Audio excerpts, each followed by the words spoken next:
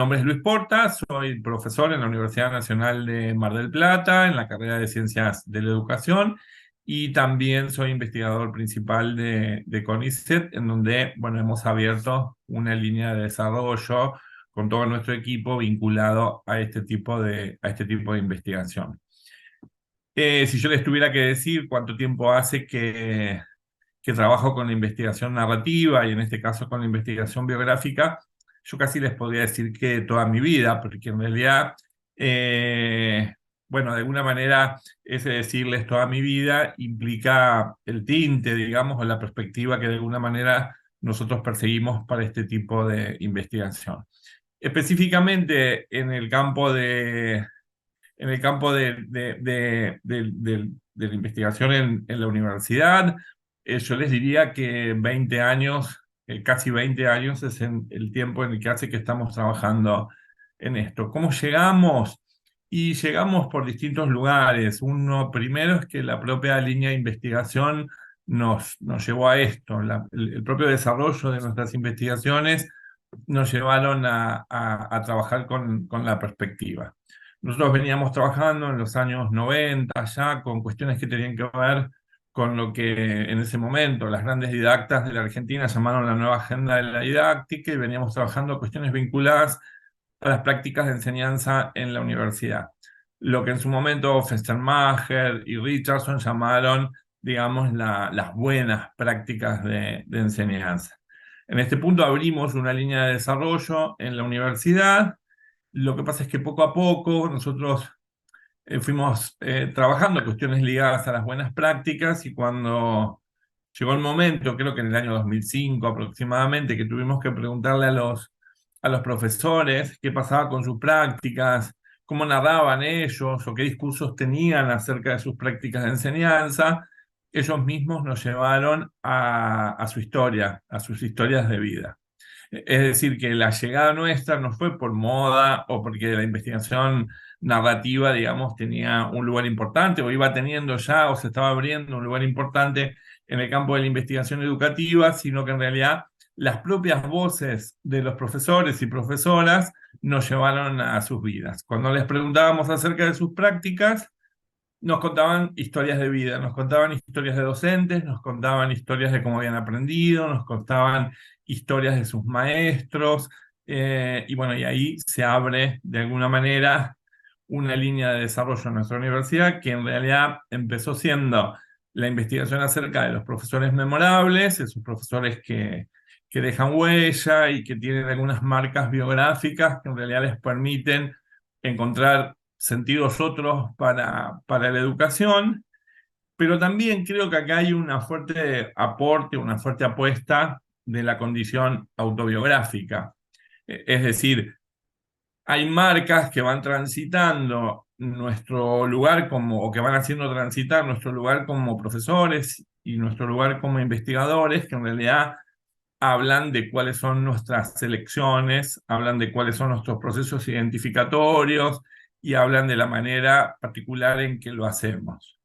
Entonces, en esa línea de desarrollo, pensando, digamos, mi lugar como investigador y pensando también lo que los profesores nos decían, hay una marca que se toca en mí que en realidad hace, ¿sí?, como que produzca sentido en algo que nosotros le dimos nombre más adelante o algunos años después, que es un pasaje y un cambio de posición que implicó salir de la lógica de la narrativa moderna de la investigación, que decía que nosotros hacemos investigación, trasladarla a algo mucho más puntual y algo mucho más intersubjetivo, que es nosotros somos investigación. Entonces, desde esa perspectiva, el nosotros ser investigación implica que entramos en una lógica totalmente diferente a esa narrativa moderna que implicaba debatir el concepto de objetividad, implicaba debatir el concepto de neutralidad, implicaba debatir el concepto de generalización, implicaba debatir la posición del investigador, el corrimiento o no del investigador, entrando directamente a nuestras marcas. Y desde nuestras marcas ya empezamos de alguna manera a aseverar que no podemos hacer investigación biográfica si no hacemos investigación autobiográfica. Sobre todo por esto que Leonora Fuchs denomina en uno de sus textos, que es esa marca de infancia. Digo, esa marca de infancia que de alguna manera nos permite salir de un lugar tecnocrático de la investigación, que implica muchas veces un posicionamiento político de reproducir las matrices modernas del lugar desde el cual pensamos la investigación y desde el cual pensamos la realidad, y meternos claramente en esa condición de intersubjetividad. Cómo llegué es desde ese lugar, desde mi propia experiencia y sobre todo desde la experiencia sensible, ¿no? Acá está claro que hay una condición de sensibilidad, de sensitividad, hay una posición sensible y una posición afectiva y una posición afectante que pone en juego una particular manera de pensar, de ser investigación. Digamos, ahí hay un cambio de posición. Si no entendemos este cambio de posición, no entendemos o no podemos pensar la lógica de la investigación biográfica y autobiográfica. Esta es la primera cuestión. La segunda, al cómo se hace, creo que tiene que ver con esto. Tiene que ver con, en primer lugar, un posicionamiento, que es un posicionamiento ético, un posicionamiento político y un posicionamiento estético con respecto a lo que significa o a los sentidos que tiene la investigación biográfica y autobiográfica. El cómo no sería tan importante, sino en realidad lo importante acá es el qué y el para qué.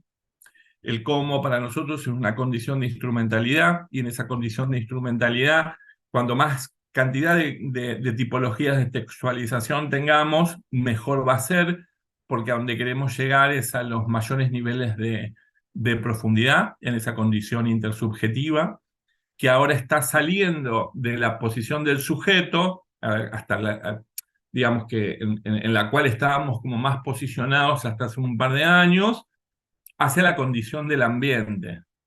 Es decir, hay un pasaje en nuestros proyectos, en nuestra línea de investigación, que hoy está saliendo de la condición de historicidad y de historización del sujeto hacia la condición del ambiente y la manera en la cual el ambiente interviene en esa condición de intersubjetividad. Esto va en la línea de las proyecciones vinculadas más, en el campo de las ciencias sociales, por supuesto, a las perspectivas poshumanistas y a las perspectivas neomaterialistas, ¿no? Que hoy están hablando, por ejemplo, en la línea de Desprez, de los muertos que viven en nosotros, o los animales que de alguna manera generan la condición de interplanetariedad en nuestra vida común, o están hablando en la línea de Manuel Coxia de la vida de las plantas y la manera en la cual esa condición de eticidad planetaria es en la cual tenemos que estar pensando nuestras condiciones vitales y nuestras experiencias sensibles. Es decir, no podemos pensar nuestra vida como humanos solamente, si no es en contacto con otros humanos y no humanos, con otros muertos y con otros vivos, con otros animales y con otras y con las plantas, ¿no? Ríos, montañas, plantas, animales circulan, digamos, y hacen de nuestra vida lo que somos. Estas perspectivas, de alguna manera, hoy, en este cambio de paradigma, en este profundo cambio de paradigma que hay en las ciencias sociales, están cambiando también las formas de pensar la investigación o de ser investigación. Entonces, el cómo hacerlo es el cómo hacerlo en estas condiciones hoy, que me parece que son las condiciones más interesantes en las cuales podemos pensar la investigación en el campo educativo. La cuestión del cómo vinculado al instrumental, yo creo que tiene que ver con esa condición de, de, de, mm, de utilizar diferentes, yo te decía recién, diferentes lenguajes de textualización en el campo de la investigación educativa. Y ahí es donde entra a jugar, creo, fundamentalmente, la condición estética. ¿Por qué la condición estética? Porque nosotros estamos trabajando mucho con esta idea de que toda biografía actúa performativamente en el mundo, ¿no? Y todo registro narrativo actúa performativamente, es como el arte, ¿no? Digo, ahí hay una condición de unicidad por un lado, pero también hay una condición en que el punto, diría Yayoi Kusama, ¿no? El punto se vincula con el universo y el universo se vincula con el punto. Entonces, somos una unicidad, pero en un contexto en una condición de universalidad. Esos significantes que de alguna manera unen el punto y el todo, ¿no? Son los que de alguna manera nosotros tenemos que buscar y tenemos que encontrar las condiciones de conjunción entre uno y otro para dar cuenta de una vida. Es decir, una vida no solo merece ser vivida, sino que también merece ser narrada, diría Ricoeur, por ese carácter de historización y de historicidad que tiene, pero en realidad una vida no solo puede ser narrada por un sujeto, sino que en realidad necesita ser narrada por los condicionantes, los significantes, otros relatos cruzados, otras tipologías de textualización que hablan de esa vida. No sé si fui claro con esto, que en realidad esto que estoy hablando es de la complejidad que tiene esta condición narrativa que implica una posición totalmente distinta del investigador frente a esa vida y frente a esa experiencia que fundamentalmente es sensible y que por ser sensible impacta también directamente en mis propias marcas. El cuidado que requiere la investigación narrativa y la rigurosidad de trabajo que requiere la investigación narrativa implica necesariamente estar trabajando con las condiciones ficcionales de una vida narrada por un sujeto, ¿no? Que en ese punto lo que está haciendo es incidiendo directamente en mis marcas biográficas. En un texto que se llama El corazón del daño, María Negroni plantea o empieza con una frase de Clarice Lispector que dice: voy a narrar mi vida, voy a construir la narración de mi vida. Lo que nos está diciendo que es que el sujeto que narra, ¿no? En el contexto de ese ambiente del cual dije hace un momento, es un sujeto que narra lo que quiere, cómo puede y a quién quiere. Los agujeros, diría Fisher, que quedan en la memoria son los agujeros que se llenan con relatos. Esos relatos son los que nosotros recuperamos como relatos vitales, como experiencias sensibles que hablan de las vidas de los sujetos. No podría entender una investigación acerca de la formación docente, no podría entender una investigación acerca, por ejemplo, de las políticas educativas y los distintos niveles de concreción de esas políticas, no podría entender la investigación acerca de las prácticas de enseñanza o una investigación acerca de la identidad profesional docente, si no es a partir de esas vidas narradas. Porque en realidad lo que somos a partir de esas marcas que nos configuran como sujetos y de esos ambientes que en realidad nos configuran también como sujetos que somos. En ese punto, digo, la necesidad de tres características: historizar, la condición de historicidad, la condición de territorialidad y la condición de socialidad son las tres claves estructurantes sobre las cuales pensamos la investigación narrativa en términos performáticos. Entendiendo siempre que partimos de una condición de ficcionalidad y que esa condición de ficcionalidad, ¿sí?, es la que de alguna manera registra ese sujeto que narra su vida. Por eso necesito, a partir de no solamente trabajar con el lenguaje oral o con el lenguaje escrito, sino que necesito ir a hacer etnografía de sus clases, necesito ir a hacer relatos cruzados de otros sujetos, necesito ir a hablar con los estudiantes acerca de sus clases, necesito hablar con las cátedras a ver cómo ha incidido biográficamente en sus vidas también este profesor o esta profesora. ¿Sí? Digamos, necesito conformar un conglomerado de datos, que como ustedes saben, el dato en las ciencias sociales no está dado, sino que yo lo voy a buscar. Entonces de esto está hablando también la posición que tiene el investigador narrativo. Es un investigador que en realidad lo que tiene es una estructura de escucha que hace que esa condición de sensibilidad esté en el centro de la escena. Hay un pasaje en la investigación biográfica que yo le llamo pasaje, que es el pasaje entre lo privado, lo íntimo y la transformación de lo íntimo a lo público, que es central para conformar cómo hacemos investigación biográfica. Que necesariamente, como dije al inicio, me tiene que llevar a pensar a mí en mi propia vida.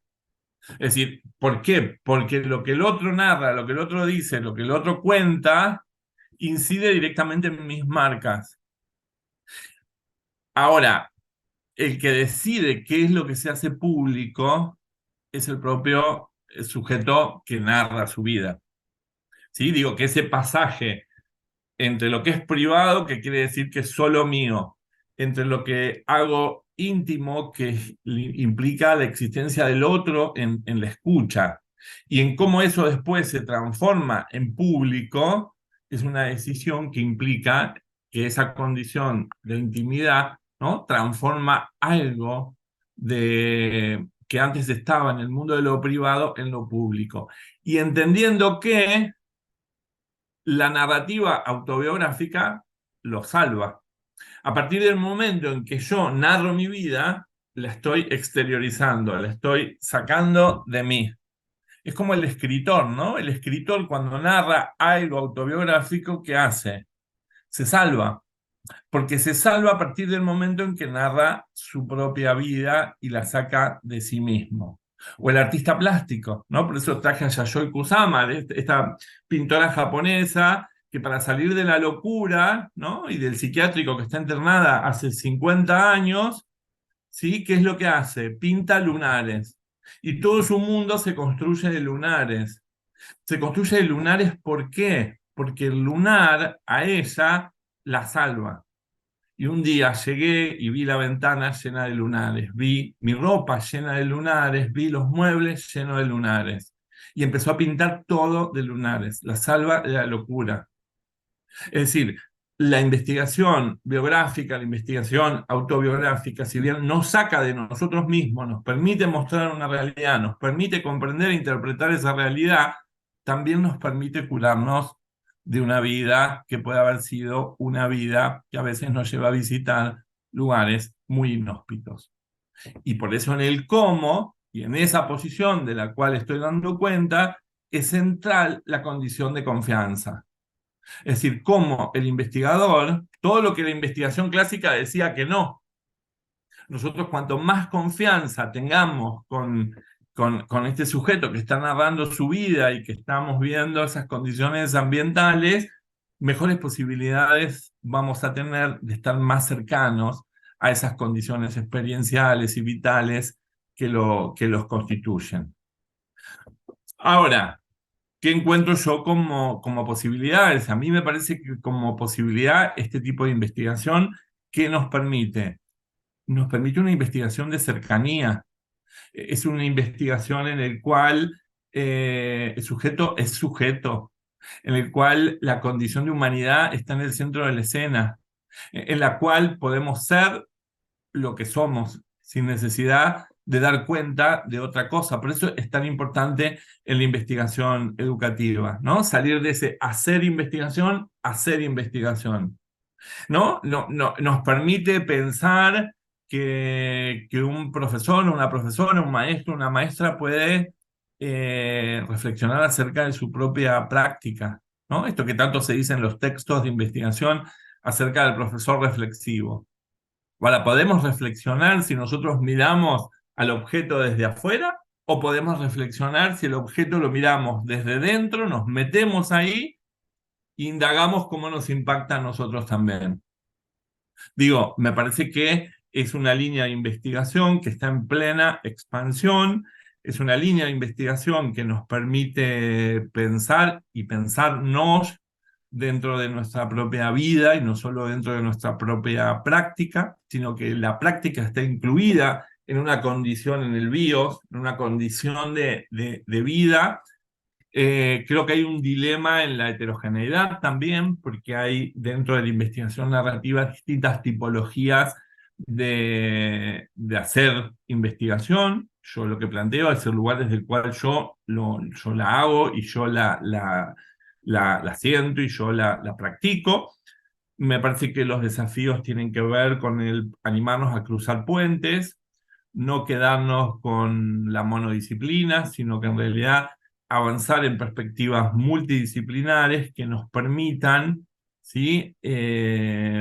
Entrar a esas vidas desde diferentes perspectivas y desde diferentes lugares.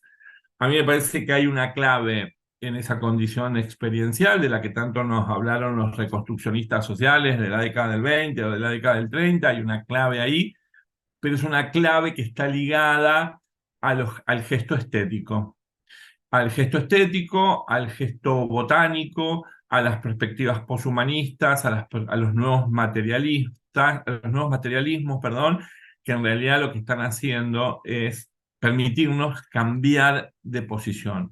Me parece que en ese cambio de posición y en el salir de la monodisciplina, nosotros podemos ver el mundo. Y si de ver el mundo se trata, hay una perspectiva ontológica de la cual nosotros estamos partiendo, que es que el mundo es una narrativa, ¿no? Digamos, estamos partiendo de una condición que es esta condición que está asociada a que el mundo es una narrativa. Si el mundo es una narrativa, hay infinidad de mundos representados, infinidad de mundos que necesitan ser vividos y que son vividos, pero fundamentalmente que son deseados. En el campo de la investigación biográfica y autobiográfica, esa condición de historicidad de la cual yo hablé es una condición de historicidad que no está atada a un tiempo que es el tiempo del pasado. Hay una presentificación del pasado que está puesto en una condición deseante, en una condición de futurabilidad. Y en esa condición de futurabilidad hay una condición de creación de nuevos mundos, hay una condición de creatividad puesta en juego que en realidad nos corre del lugar común. El corrernos del lugar común me parece que es un buen sentido para la investigación educativa. Me parece que no es solo, ¿no?, una mirada utópica del sentido de la educación, sino que la pone en una condición, en una posición deseante. Y en esa posición deseante pensar otros mundos, pensar nuevos mundos, ¿no?, atados a esa historicidad que pervive en nosotros, es la mejor condición que podemos tener para la investigación educativa.